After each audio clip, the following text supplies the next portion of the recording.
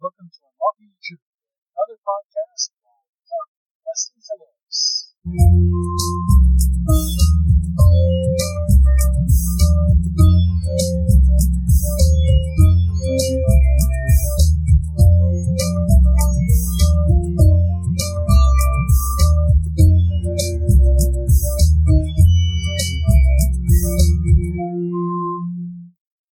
Hello everybody and welcome to Unlocking Your Truth with Dr. Leslie. My name is Dr. Leslie Phillips and I will be your host for the next hour. And let me tell you a little bit about Unlocking Your Truth if you're listening for the very first time. Unlocking Your Truth is a talk show and we generally focus on metaphysics and spirituality on this show, and our goal is to uplift you, to inspire you, and to expand your concept of reality. And every week we have a different show topic or a different guest who we interview. And this week we have a guest, and we're going to be interviewing him shortly. And the theme of the show is everything about love. That's great. Yeah, everything about love. And you can call in, listeners, if you have a question for Stephen or you want to talk to us about love or ask your love-related questions on 604-504-7441, extension 4142. And you can also email us at info@drlesliephillips.com. So you're listening live on 101.7 FM across the Fraser Valley, and you can live stream us on civl.ca, or you can listen to the podcast at drlesliephillips.com. Dr. Leslie, just one little note on that. We're having a little bit of issues with the lines tonight, so we've only got one line to use, and I can relay messages to you. But I'm going to have a little bit of a problem tonight. So Yeah. sorry about that, folks. And by the way, one of Dr. Leslie's favorite questions that she's asked is, where do I find, how am I going to find my soulmate? Where do I find my soulmate? Where am I going to find my soulmate? Well, we have Stephen Murray on today. Who's going to answer that? Yes, and so let me tell you a little bit about Stephen. That he was born in England, like me, and he was raised in different countries throughout southern Africa. And after his education, he moved back to England, and then he went to live in California. And I believe he still lives in California. Mm-hmm. Oh no, he lives in Las Vegas, that's right. But he's travelled extensively, and he owns a computer software company. But besides that, he loves writing, and he's written some award-winning books about love.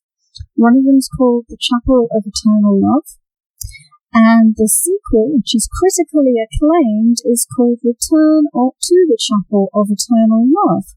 And he lives in Las Vegas, Nevada.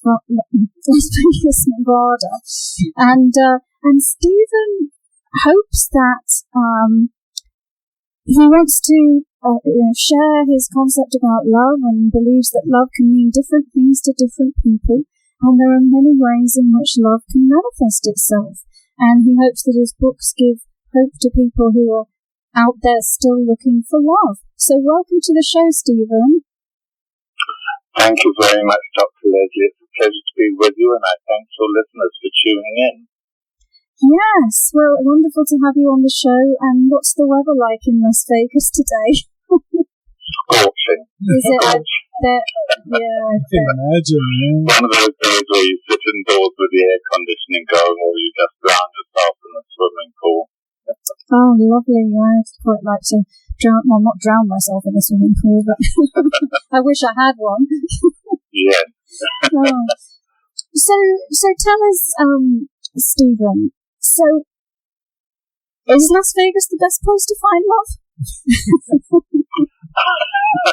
Well, I don't know. We are the marriage capital of the world, strange as it may seem. We're always considered Sin City, I think, because of all the gambling and prostitution and so on. But there are so many wedding chapels here, and so many marriages performed every day of the year. Over 200 weddings are performed every day of the year in the chapel. And people come from all over the world to get married here. And it's quite amazing.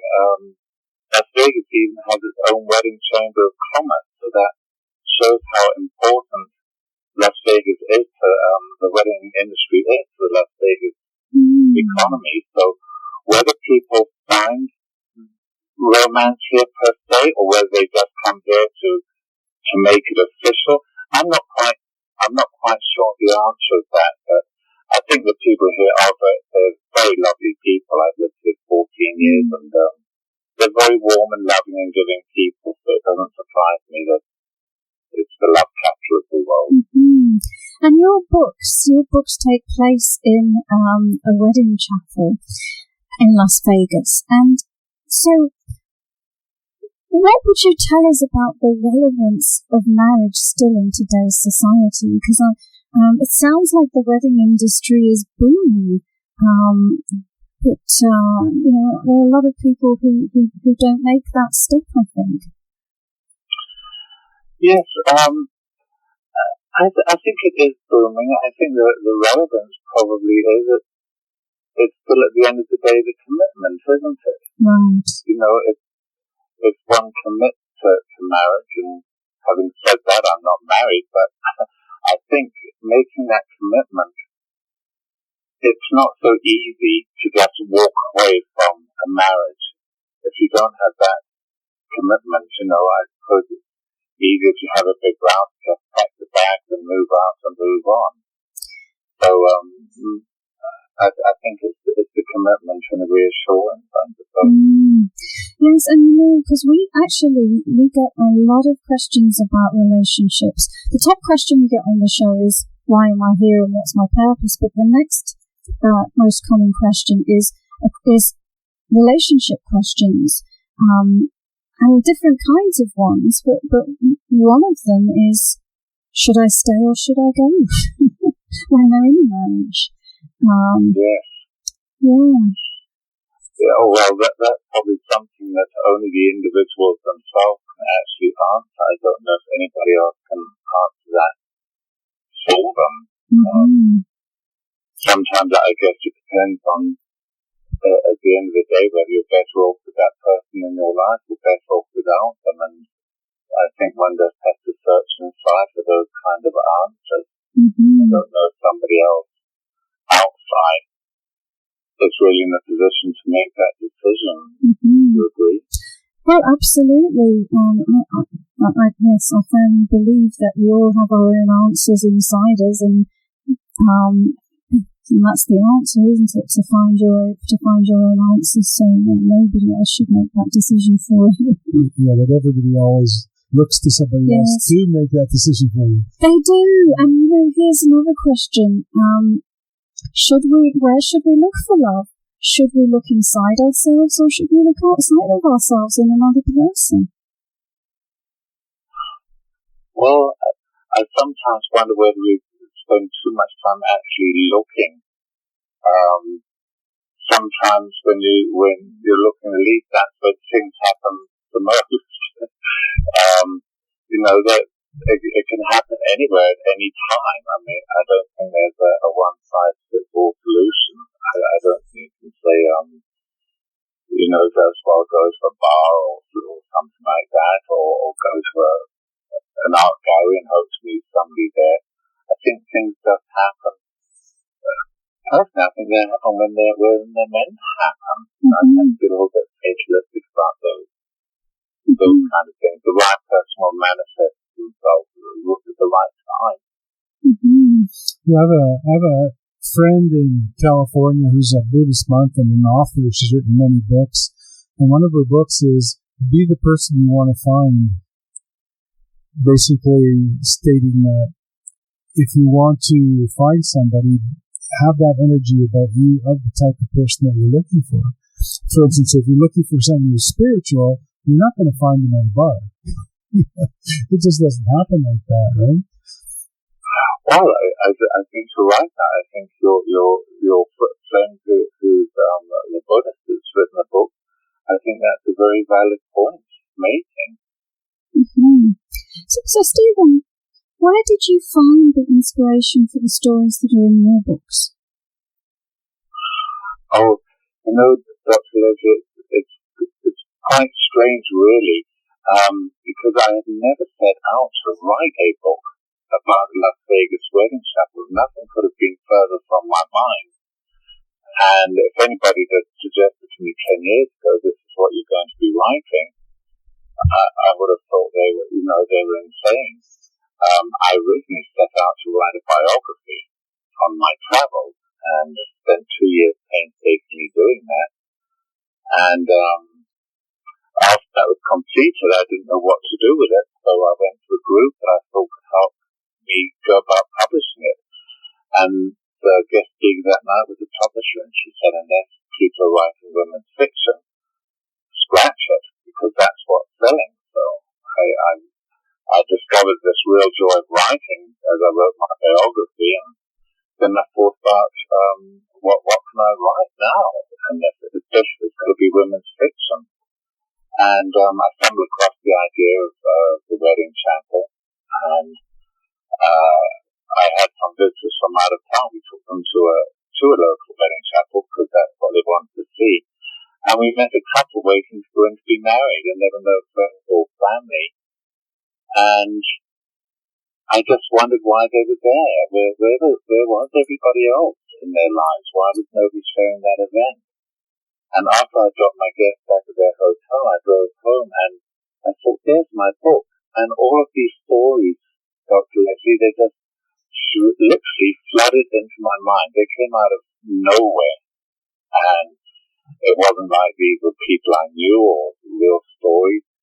By the time I had gotten home, I'd virtually written the book in my mind, and I went straight to the computer and outlined the stories and then, developed the characters. But the stories literally came, but somebody suggested they were past lives, or that I was channeling, which may or may not have been the case. I don't have an answer there. So you may well be channeling your higher consciousness. Well, that was suggested, and that may be the case. I'm not too sure. I have a very open mind on those things. I can't say I'm a believer or a disbeliever. I don't know enough, I suppose, so I keep an open mind and hopefully learn. But I think that's, how true creativity works, really, is that the intellect is put off to the side and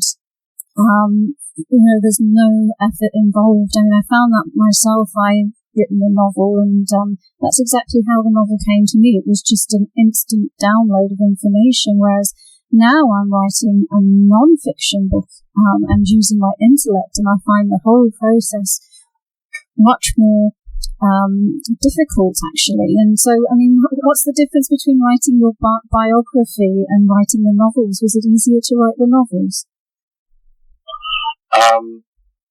Well, I think that the chapter ones were, Dr. Leslie, because I was trying to write mainly for the female market, although much to my surprise, men have also enjoyed books.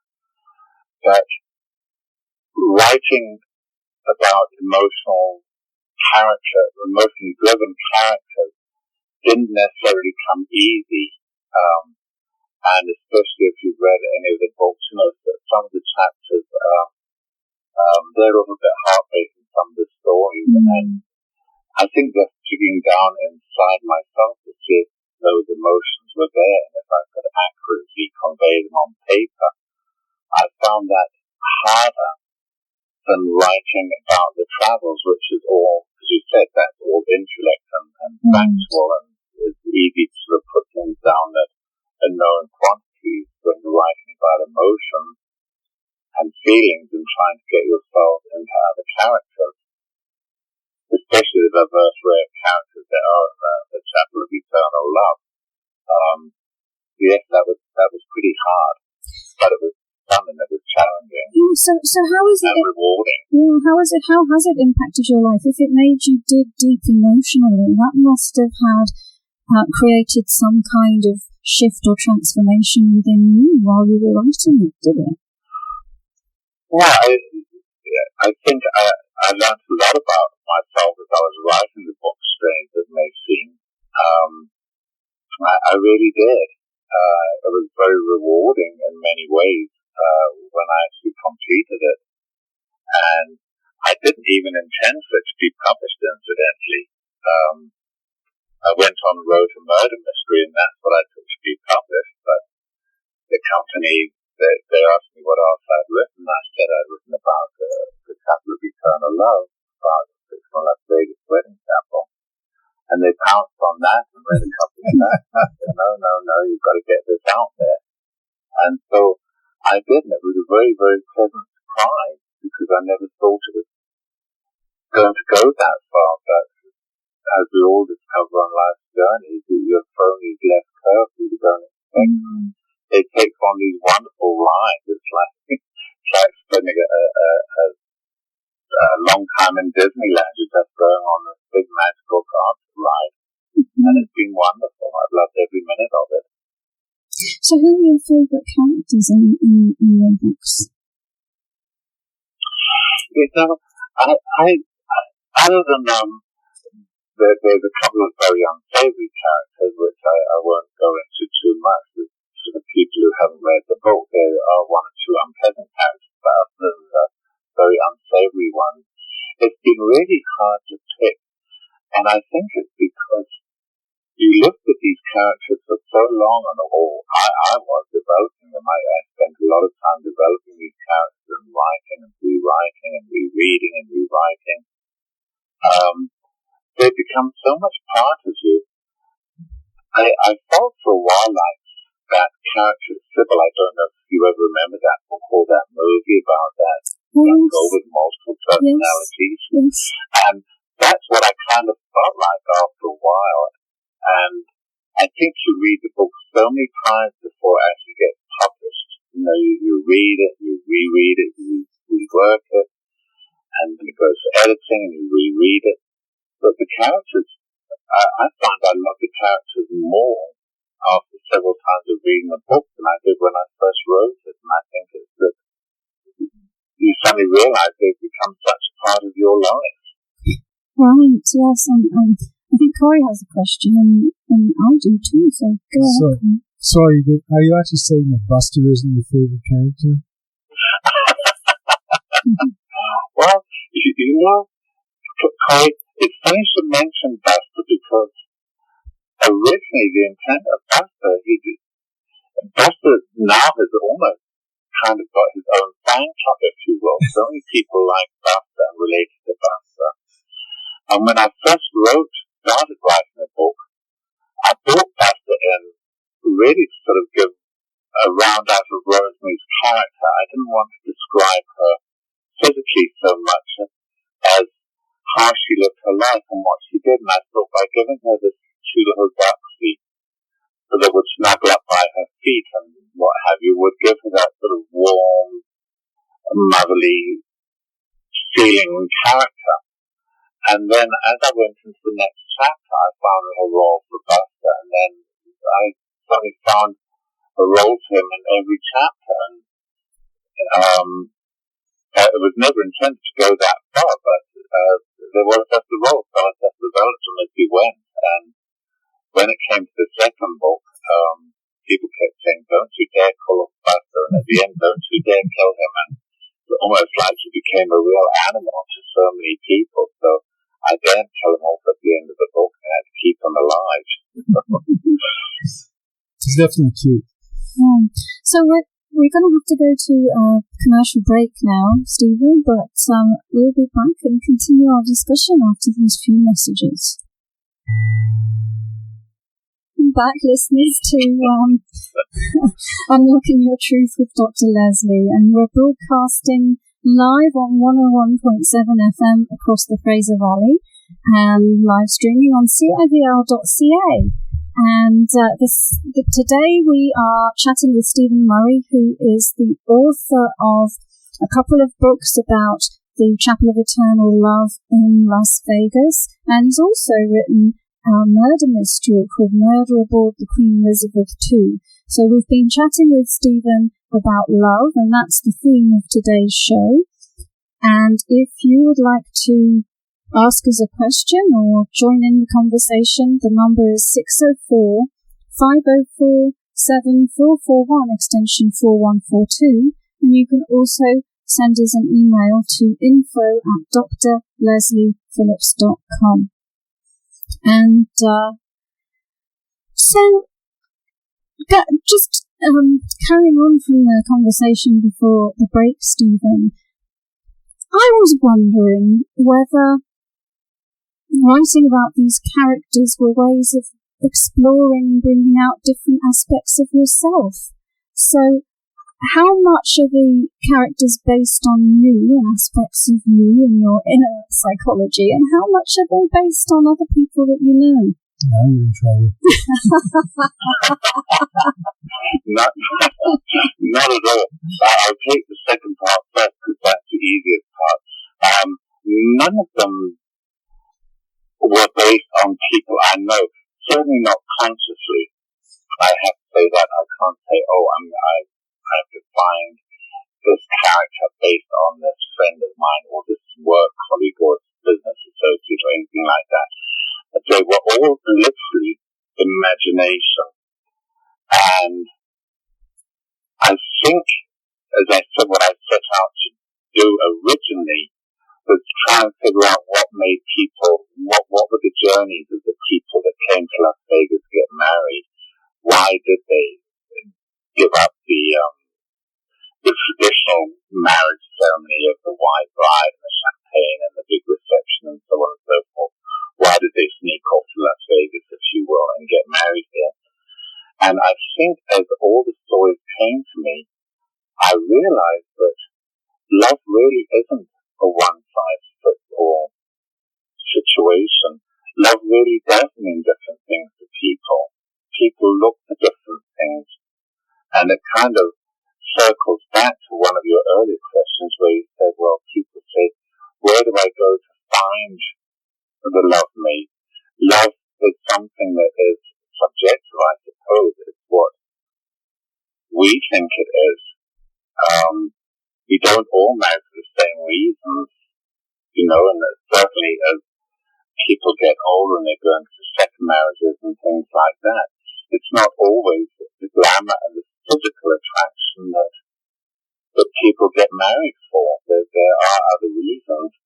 And I think as the chapters evolved, there was a multitude of reasons in those books why people got married. Some of them were kind of soulmates and kindred spirits, and others were where opposites attract.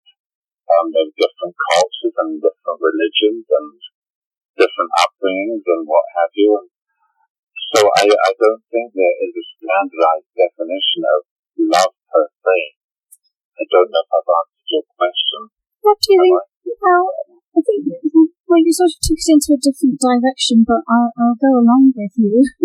What do you think are the top? What do you think are the top three reasons that people get married? Then that people are looking for in a partner. Well, I don't know. I suspect that I think the younger people, I think sort of in late teens, maybe early 20s, I think a lot of it is probably more physical.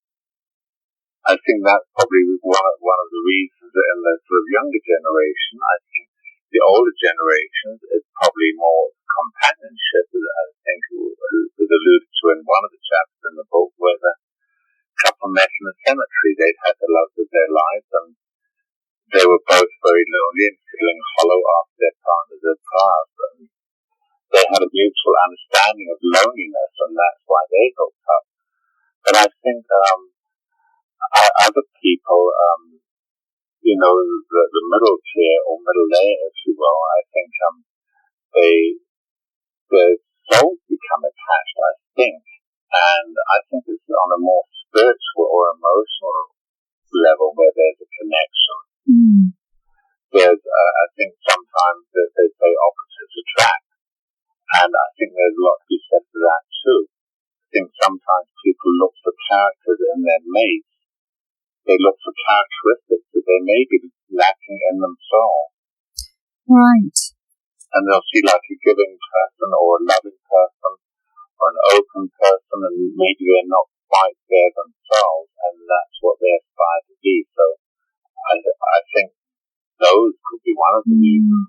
So they learn from their partner. Yes, I mean, I guess it's a personal belief of mine that one of the things we're here for, and one of the opportunities all relationships offer us, is the opportunity to expand. And, and sometimes that can be by somebody offering a positive attribute that you desire to develop in yourself, or by them challenging you, giving you a challenge that you need to transcend. Okay, which am I? Well, I think there's a lot of truth in that. I also think that sometimes, people see their mates if they're a little bit unsure of themselves, and they see somebody that gives them a lot of support and gives them lift and the emotional support that they might need to accomplish some of their tasks, as opposed to, somebody who's always tearing a person down. I think it's your own individual trait. Sometimes you're looking for the traits that you don't have. Sometimes. Or you're looking for your mother or father. Well, yes, that could well be the case too. Yeah. Sometimes they say that people end up with someone that's reminiscent of family members. So let me continue the conversation a little bit, because again, just knowing from our listeners and the questions that they ask and the conversations that we've had with them. I did some research before I developed my online course about what the main challenges people faced, and one of the top challenges was fear of loneliness. I asked people, what are you afraid of? A lot of people said, I'm afraid of being alone. I'm really frightened of loneliness. And so I don't know whether you want to comment more on that fear of loneliness, but also, versus the desire for companionship. I think that could well be very legitimate, and I think that could be understandable. I think the times are changing now. But because I don't think people are quite communicating the same way as we used to.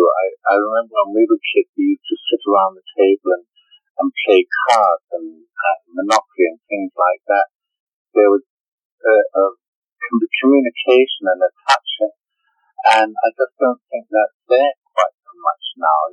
People are more sort of glued to TV or to cell phones and texting and things like that. I'm not too sure there's that physical connection.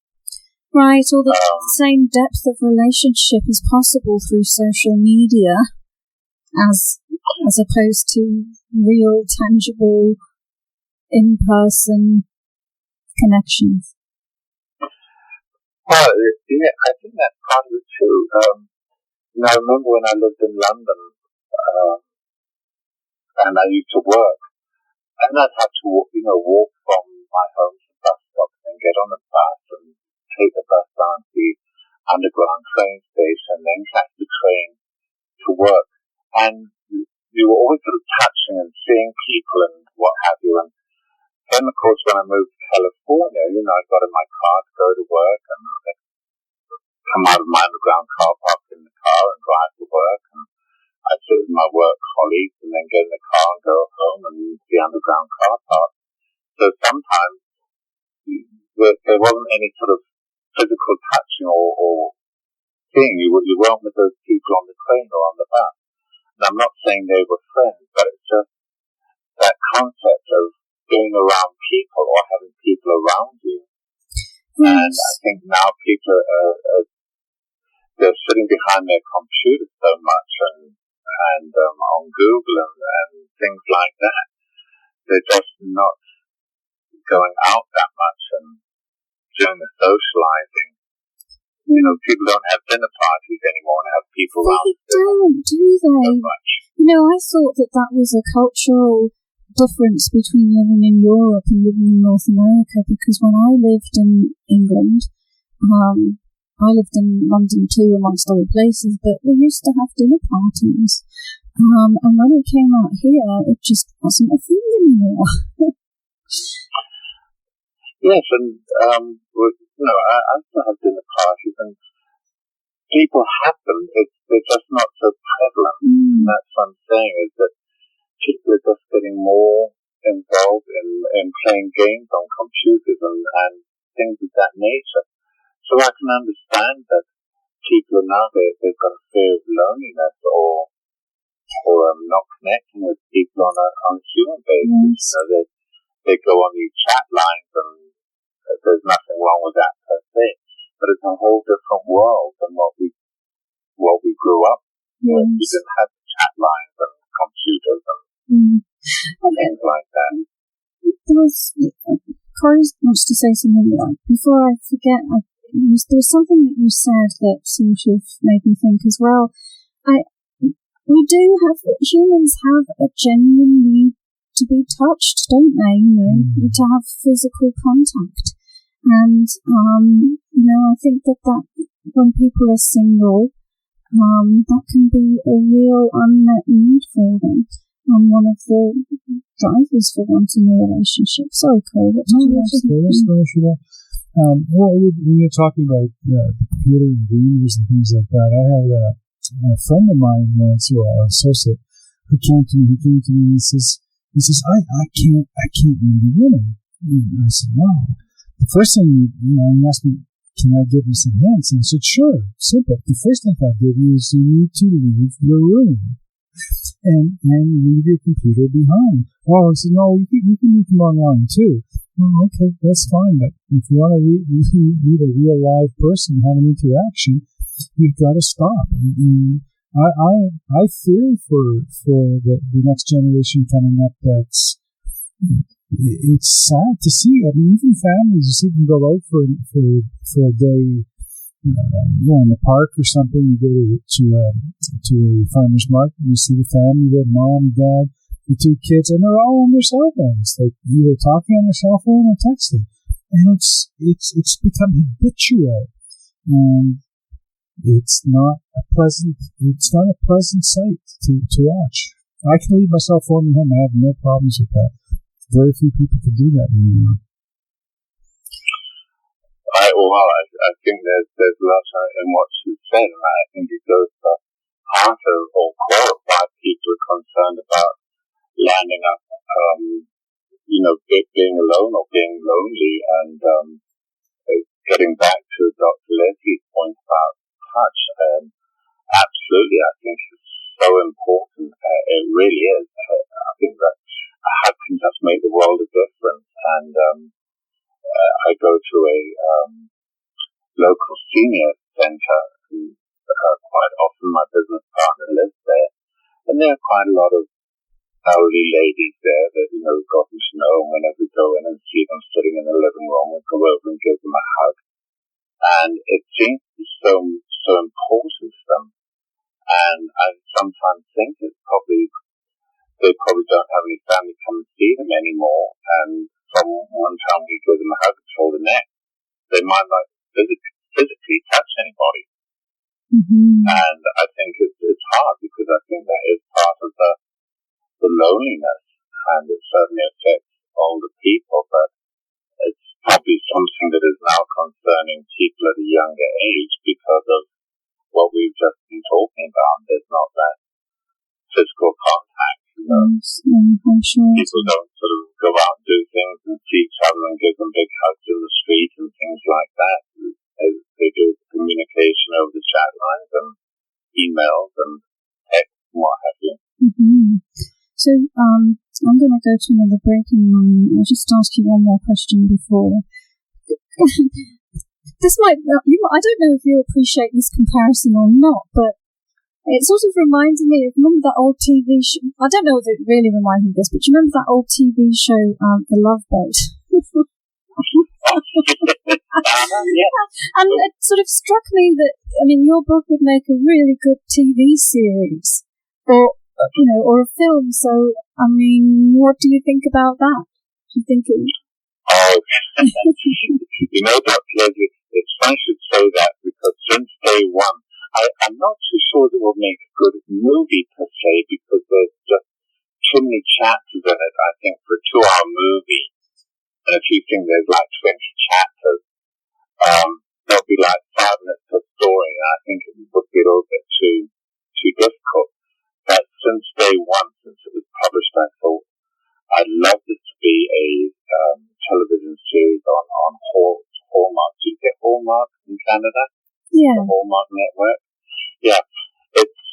I love it to be a TV miniseries either on Family Channel or Hallmark or Disney or Lifetime because it's a very pure book.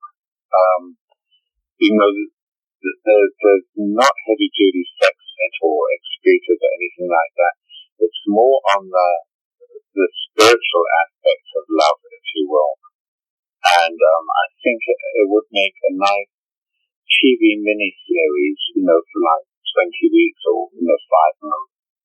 I think each chapter will make a nice little half-hour story. Yeah, I agree. I think it's perfect. It's almost written for that. Getting there, that's a whole other story in itself. Yeah. That's my dream for the book to be on a TV miniseries. Be like a Twilight Zone for lovers. Yeah. Or there's another series there used to be that was all I can't remember what it's called, but it was something to do with angels, and every different episode it was somebody going through some difficult challenge and an angel posing as a human. Wasn't that Touched by an Angel? That's it, yeah, Touched by an Angel. Yes. I didn't watch that too much, but I am aware of that series, and it was very popular. And I think these stories, they are all different, and if you've read some of it, some of them are funny, and some of them are heartwarming, and some of them are a little bit heartbreaking. But I think overall, the idea is it is an uplifting book. That the intent is that hopefully people who read it, if there aren't in a marriage or a relationship, hopefully they'll see that there really is someone out there for everyone. I truly do believe that. Right, and love comes in all keep on looking, all different ways and circumstances. Yes, and hopefully it will inspire people who they'll suddenly see something that doesn't think, wow, I'd never thought about love in that context, and maybe it'll twist them to see love in a different eyes or a different perspective. Yes. So I'm going to go to a few more messages, and then after the messages, I thought what we'd do is maybe Corey can read out 1 or 2 or 3 questions that we've had from our listeners, and we can use them as a stimulus for more discussion. Okay. Yes, welcome back, listeners. You're actually listening to Unlocking Your Truth, not looking at me. Unless you're psychic, then maybe you are. Unlocking Your Truth with Dr. Leslie, and we're broadcasting live on 101.7 FM across the Fraser Valley on CIBL. This evening we've been talking about everything to do with love, especially romantic love, and we've been joined by our special guest this evening, Stephen Murray, who is the author of The Chapel of Eternal Love and Return to the Chapel of Eternal Love. And both books are a collection of fictional love stories based in a Las Vegas wedding chapel. So we've been talking to Stephen about love, and now we're going to pose some of the relationship or love related questions that our listeners have written in. So maybe your question will be coming up. Maybe. But just a statement. I guess coming up with the second title wasn't that difficult, right? No. Well, and if I may just say quickly, the second book, like the first, was also never planned. It never occurred to me that people would want to know what happened to couples after they left the altar. And it was only after the book came out and people were reading it, and I then started getting the emails. Well, what happened to this person? What happened to that couple? And, well, did they stay together? And did they have kids? And there were all these questions, and I thought, wow, people were wanting to know what happened to these couples after they left the altar, which was very humbling, because I never thought people would care that much about characters or get that much involved in their lives, and they clearly did. So, the return, with the sequel that takes place 5 years down the road, was never originally planned. Again, it was another one of those curves that life throws you, and a happy curve, I might add. Wonderful. That's amazing. Well, I have a question from a listener. Her name is Misha. Now, for your sake, Stephen, none of these questions are made up. These are all actual questions from our listeners, and here's one that reminds me of my youth so much. And here it is from Misha. Of late, I'm having this fear that my mother may not live for long. I also have this feeling that her life is being prolonged just because of her hatred towards my father. So this in turn may lead to a painful death. My parents, though living together for the past 46 years, do not share any kind of love. Actually, it's been a very violent relationship. So can you please tell me if my feeling is right? If so, are there any ways I can help her? Dr. Leslie. Okay. So unless Stephen wants to take this one. Well, I can take a look at that question, but we can talk in general as well about, why do people stay together? I mean, because it is true that there are plenty of people like this who really have no business being in a relationship with each other anymore, and yet they stay for years and years. I have people, who come to me for, counselling. There's plenty of people who are not happy, and they just say, well, I've just resigned myself, that this is it till death do us part. I don't know whether you have any stories that in your books that reflect that kind of idea, Stephen, or what you might have to share about that. Well, first of all, my heart goes out to Misha for sure, because it could not have been a pleasant time for her with her parents being at odds with each other for all these years. That unfortunately puts the child in a very unpleasant position, to put it mildly. What can she do? I think when people have lived together for 42 years and there's been that much animosity, it's probably reached that situation where they can't live with each other and they can't live without each other. It's one of those things where they're just kind of stuck, and it is very sad. It sounds to me, I'm not too sure, was there any kind of domestic violence in this relationship at all that would have caused her mum to dislike her dad so much? Was that addressed anywhere in the question? No, that was the whole question. Mm-hmm. Yeah, because it sounds to me like there was either potential domestic violence there, or was there some kind of self-esteem issues that the mother would stay in a relationship that she disliked for so many years? Mm. We probably need to know a little bit more to give Nisha some information, but my heart does go out to her for sure. Yeah. And in just looking at the energy of everyone involved,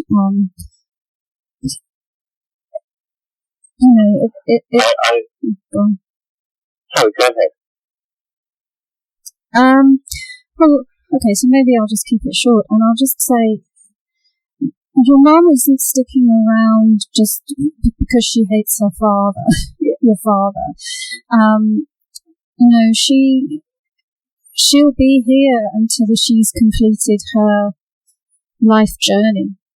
And so, we have free will, and pretty much the only agreements that we have, in my belief anyway, with source energy or with God is when we're born and when we pass on, and then all the rest and what we create in between is up to us.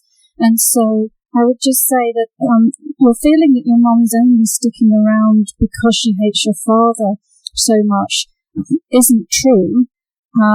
But I can see that, I'm just looking at it just looks like the two of them are sort of energetically embroiled with one another. It's kind of, in a way, exactly what Stephen said. It's sort of like can't live with each other, can't live without each other, that they're so energetically entangled at this point. It's difficult for them to change. They're caught in a pattern. But the question was, is my mom sticking around because she hates my dad? So the answer to that is no. And what else would you wanted to add to that, Stephen? Well, I agree with you. The answer to that, I think, is no. And the only thing I would like to say to Misha is that having grown up and witnessed what appears to be a pretty hostile relationship between her parents, I hope it doesn't colour her world of love and romance. There are wonderful relationships out there. People do love for a long, long time. There are relationships and marriages that last for 60-odd years, and people very, very happy and what have you. And I hope it just doesn't colour her canvas of love in a negative way. Yes, thank you. I'm glad you said that. Yeah, and my parents have been married for 57 years. Happily. Wow. So, yes. Wow. All right. So, one more quick question then, and then we have to go. Okay, this is from Dina. Dina wants to know, my husband and I separated in September. Over the past months, we have been reconnecting, and I'm wondering if we're going to work things out. My answer to that would be, that's up to you. That would be my answer. It's probably Stephen's answer as well, really. I would think, I would say it's possible. And you know what? Sometimes people need that separation, that break. In many ways, absence does make the heart grow fonder. And sometimes we don't know what we've got until it's gone. We just don't. So, maybe they were too close together at one time. They've gone off and they suddenly realized what attracted them to each other in the first place. That probably got lost in the shuffle over a period of time. And I fervently hope that if it's meant to be, it's meant to be, and that they do get back and work things out and have a nice, happy, loving life together. Life's too short to live in a relationship that isn't happy and giving and loving. Yeah, I think you make a really good point. Sometimes in relationships we just get so on top of each other, you kind of need a bit of distance to gather yourself back and, to get your perspective on the other. Well, we do need to wrap up now, and so Stephen, thank you so much. And how can our listeners get in contact with you, and how can they get a hold of a copy of your books? Well, they can visit me on my website, which is www.authorstephenmurray, that's STEPHEN, Murray, MURRAY.com. And it has my email address. It also has where they can, if they want signed copies, they can order it directly from my website. We do take PayPal and credit cards. And as I said, it has my email address if people want to write if they have any questions. And it can be ordered on Amazon and Kindle, or they can walk into any bookstore, even in Vancouver or Canada, and just order it. It is distributed internationally, so they can just walk in and order it through a bookstore. But if they want a signed copy, definitely go to the website. Wonderful. Well, thank you so much, and thank you for all the positive energy that you brought and the uplifting spirit and hope for everyone out there who perhaps is single right now or who is not feeling happy in their relationship. Thank you for all your wonderful uplifting words, and it was a pleasure. It was Thank you, Dr. Leslie and Corey, and your listeners for calling in with their questions. Also, again, to your listeners for listening. I hope they enjoyed it as much as I did. It's been a pleasure and a joy. Thank you so much. All right, we'll see you next week, same time and same place, 101.7 FM. 7 p.m. PST.